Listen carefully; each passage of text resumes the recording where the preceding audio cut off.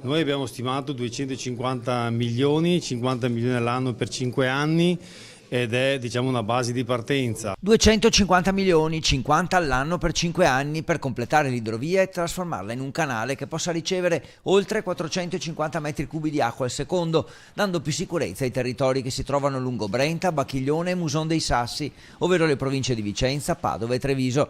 L'onorevole Caon ha presentato 2 settimane fa, in piena emergenza maltempo, una proposta di legge che nelle scorse ore ha trasformato in emendamento. Obiettivo: inserire subito nella finanziaria questi 250 milioni. Se qualche parlamentare veneto voterà contro, fa sapere Caon, sappia che troverà il suo volto sui manifesti che il deputato promette di far girare in tutto il Veneto. Da ieri l'ho trasformato in emendamento alla finanziaria che andremo a votare entro fine anno. Se il governo vuole aiutare davvero l'equilibrio idrogeologico del Veneto, lo dimostri, sottolineano i promotori. Un progetto che coinvolge anche 30 comuni e altrettanti sindaci che uniti sono favorevoli a far approvare il documento dal Consiglio Comunale. Ho pensato di trasformare questo canale, che oggi ha già tutto quante le infrastrutture già pronte, hanno già le strade fatte, basta solo scavare e portare fuori l'acqua.